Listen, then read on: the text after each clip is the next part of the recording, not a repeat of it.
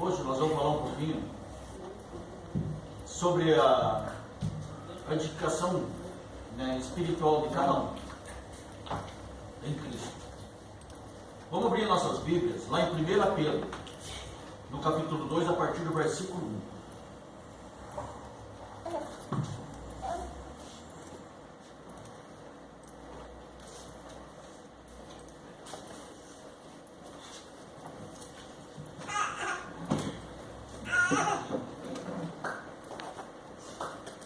Quando nós olhamos para Deus, o que nós vemos?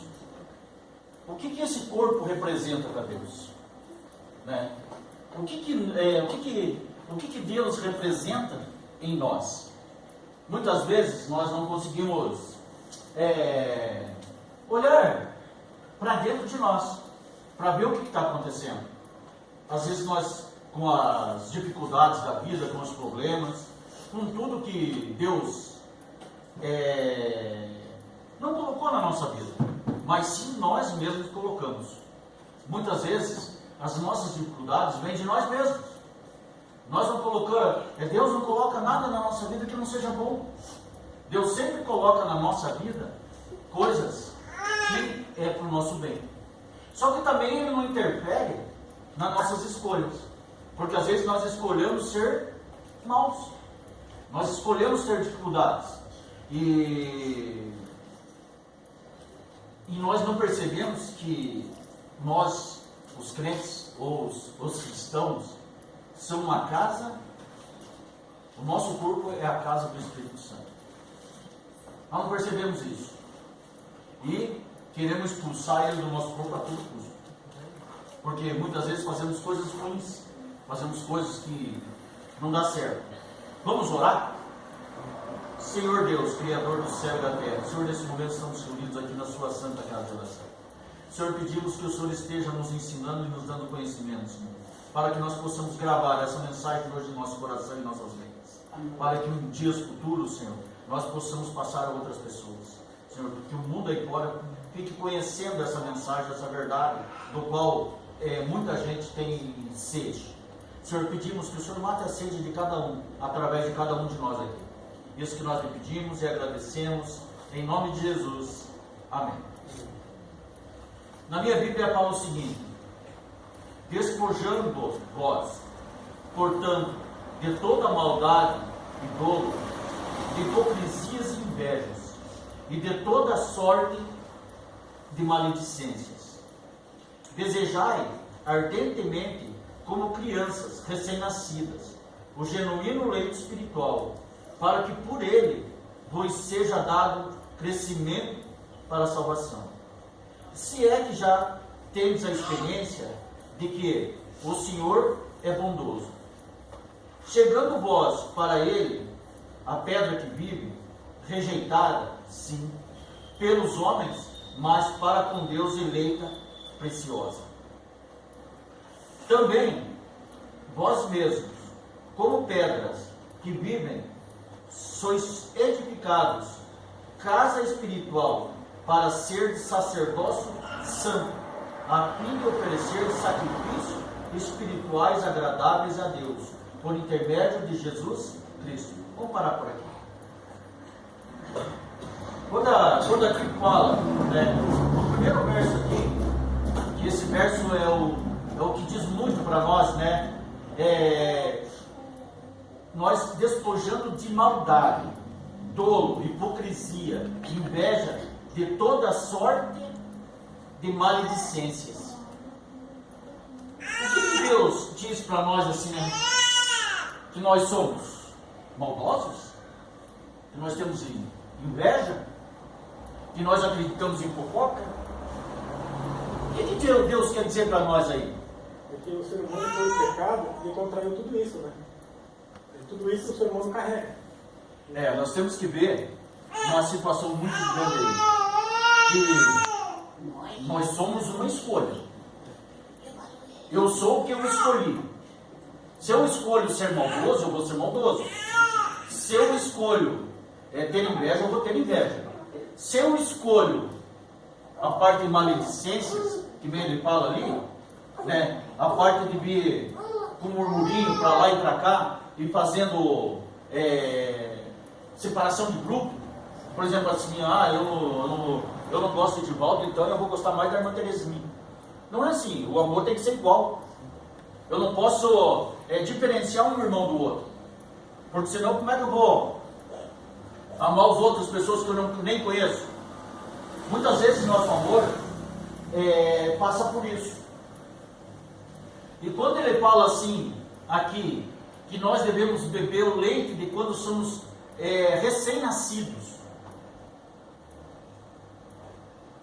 porque esse alimento espiritual é o que fica na nossa mente.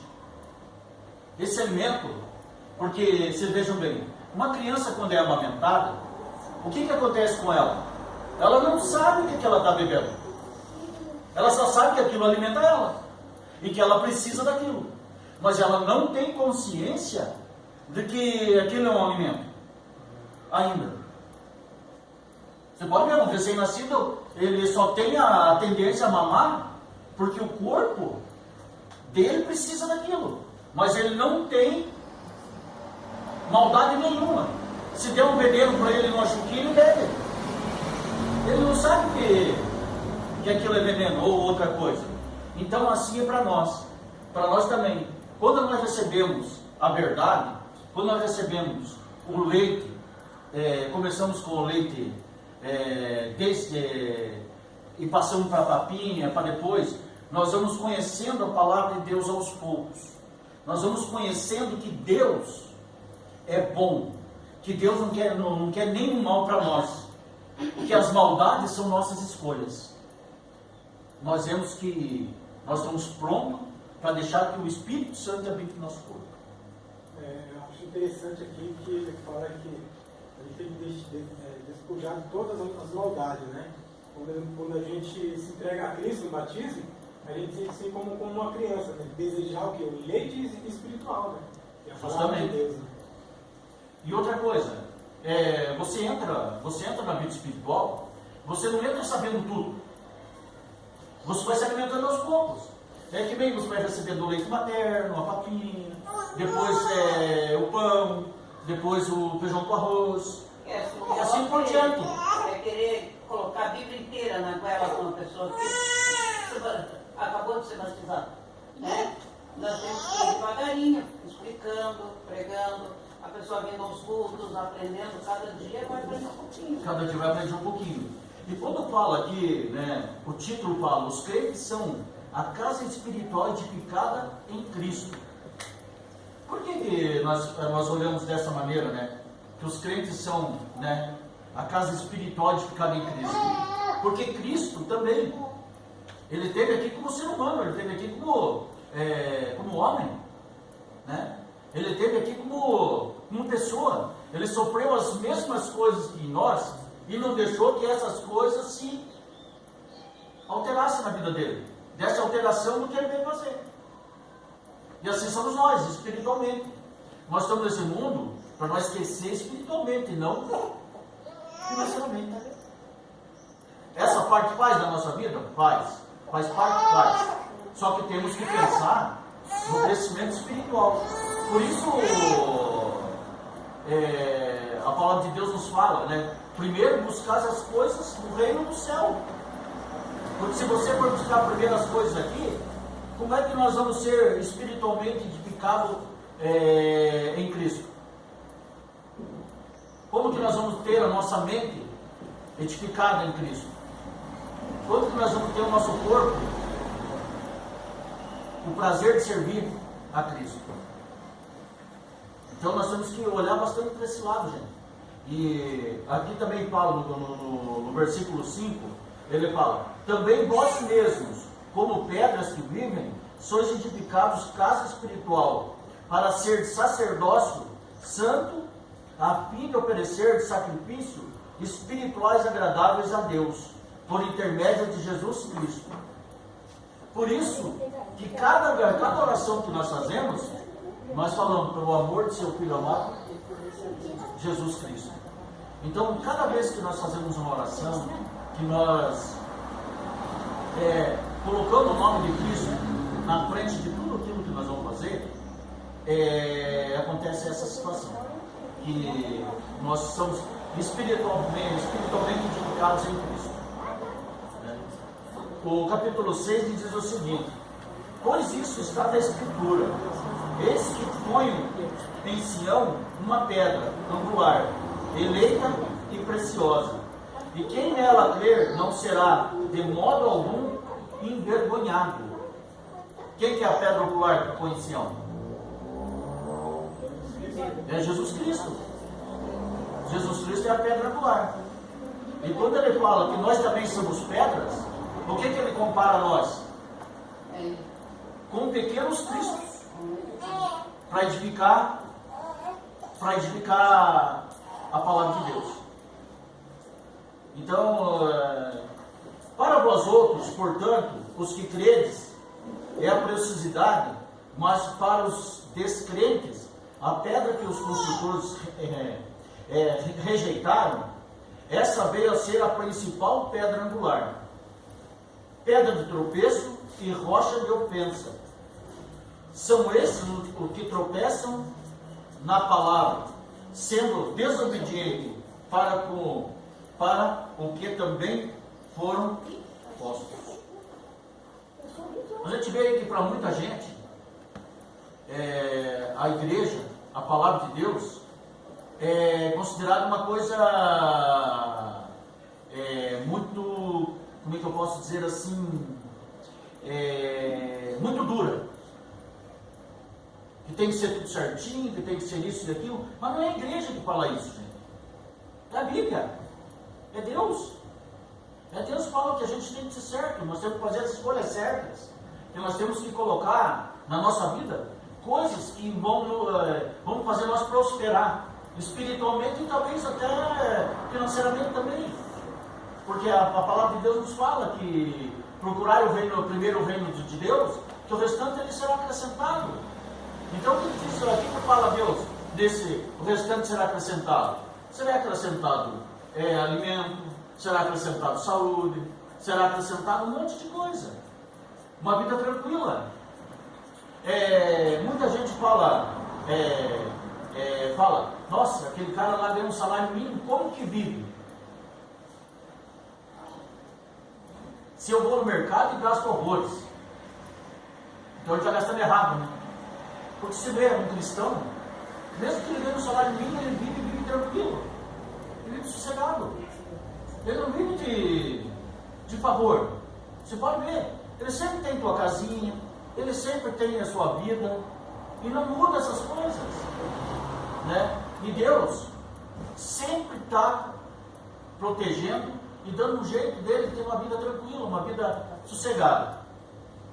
Vós, porém, sois raça eleita, sacerdócio real, nação santa, povo de propriedade exclusiva de Deus, a fim de proclamardes as virtudes daquele que vos chamou das trevas para a sua maravilhosa luz.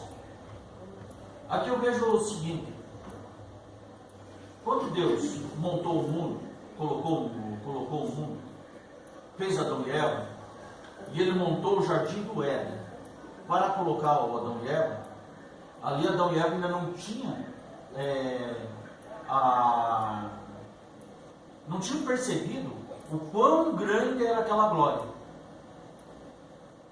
Quando eles caíram em pecado, que eles foram perceber que a palavra fala, e os livros de irmã Ellen White falam também, que Adão diz que chorava no jardim, na entrada do jardim do Éden, para voltar. E tinha um anjo com uma espada de fogo, não deixando voltar. Porque agora ele tinha o conhecimento do bem e do mal. Então imagine ele ser eterno com o conhecimento do bem e do mal. Porque a árvore da vida estava lá, no meio do jardim do Éden. Eu acho interessante ali que quando eles pecaram, né? Deus falou assim: olha, agora o homem se tornou como um de nós, né? Um de nós, conhecendo o bem e o mal. Porque só conhece o bem. Aí Deus falou assim: ó, mande que um anjo proteja a árvore da vida. Porque a intenção de Adão e Eva é o quê? Correr para comer a fruta da árvore da vida. Justamente. E se eles fazem isso, eles imortalizam o pecado. Daí Imaginem homens com 4 metros de altura, Eva com 3,5, né? Aí nessa terra aí, porque daí ia ser eternizado naquele tamanho. Não, e o pior de tudo é que se você tiver uma doença, e aí, como é que vai morrer? Vai ficar sofrendo por toda a eternidade? Sofrer pela eternidade, né? Então é isso que Deus quis cortar do ser humano, né? E quando ele fala assim, né, que lhe tirei, né, das trevas para mostrar a luz, foi na morte de Jesus. Que ali naquele momento ali, o que Deus fez? Né? Mostrou para todo o povo que era possível voltar até a glória que eles tinham. Era só seguir o que Deus falava.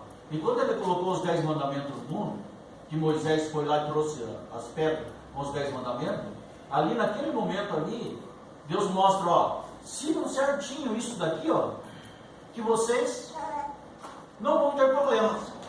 A vida de vocês vão ser eternos. Vão morrer? Vão, pelo pecado que cometeram. Mas tem direito à eternidade. Isso não era só para um, não era só para Moisés ou para o povo de Israel. Era para todo aquele povo que existia naquela época. Que inclusive depois ele derruba Paulo, para que Paulo, né, pregue aos gentios.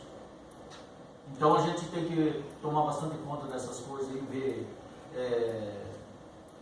o que acontece na nossa vida. Vós sim, que antes não erais povos, mas agora sois povos de Deus. Que não tinhais alcançado misericórdia, mas agora alcançastes misericórdia. Então quer dizer que a partir do momento que Deus tirou, botou a luz no fim do túnel, que teve o plano da redenção, né, que foi ali logo quando ele matou um cordeiro, foi a primeira morte que existiu no mundo, foi a morte de um cordeiro, para que os pecados de Adão e Eva fossem, naquele momento ali, perdoados naquele cordeiro, né? E ali já anunciava, no começo do mundo, que o cordeiro de Deus tiraria o pecado do mundo. E quem seria esse cordeiro? O próprio Filho de Deus. E quando nós, o Cristo, quando nós somos humilhados, muitas vezes com bastante dificuldade para levar a palavra de Deus em alguns lugares, que nem você entra numa favela, num lugar assim, você sabe que você não é conhecido, e lá eles não querem muito que você fale de Deus. Quem que quer perder a fonte de lucro? Que quando Deus entra num lugar desse, Jesus entra num lugar desse, foi a mesma coisa quando ele entrava no meio dos romanos. Sodoma e Gomorra, no meio dos romanos. Se todo mundo obedecesse Jesus, como é que ficariam os romanos? Então a gente tem que olhar bastante isso aí, que quando fala que os crentes são a casa espiritual, né, edificada em Cristo, que nós somos pequenos cristos, para levar essa mensagem, levar essa palavra, e somos responsáveis por tudo aquilo que nós fazemos. Temos nossas vidas particulares, muitas vezes, mas uma vida em comum nós temos que ter, que é a vida em Cristo. Um único objetivo, é a eternidade. Quando nós tivermos essa consciência que a eternidade vai fazer parte da nossa vida, nós estamos começando a nos preparar para ir para o céu. Eu vejo dessa maneira, gente, porque enquanto nós não aprender a amar, o Espírito Santo não está totalmente em nós. Porque a gente vê todas as coisas que Jesus fez, tudo que Deus fez, ele envolvia as piores pessoas. Os 12 discípulos não eram gente boa não, gente. Era pessoa fofoqueira, era invejoso, era ladrão, era um monte de coisa. E mesmo assim ele transformou eles. E é essa transformação que Deus espera em nós. Que nós se transformemos. Que nós fiquemos, que nós vivamos nessa terra, um pedacinho do céu. Que a nossa vida seja como a de Enoque, como a de Elias, que nós sejamos arrebatados. Que nós sejamos arrebatados. que nem foi Enoque e Elias, por nós pertencer a Deus. E aqui nessa palavra aqui que Pedro fala que Ele é o dono de nós. Que Ele é nosso dono e nós temos que fazer jus a isso. Que o Espírito Santo esteja com cada um de vocês. Amém. Que o nosso coração, a partir de hoje, seja, que cada um de nós seja um representante de Cristo, não só nas nossas casas, mas em qualquer lugar que nós estejamos. Amém? Agora nós vamos cantar. Irmão, que aqui nesse mundo, aqui nós somos igual, como se fosse um vaso. Um vaso que no começo é uma bola de barro, depois vai sendo moldado, cada dia um pouquinho. Deus vai nos moldando cada dia um pouquinho, daqui até o dia que somos no descanso, ou que Jesus voltar, né? Que nós estejamos prontos, um vaso lindo, preparado para a glória de Deus. Que seja o vaso de honra, né, irmão? Que é o vaso de honra, que é a coisa mais linda assim da gente Imaginar. pensar, imaginar, né?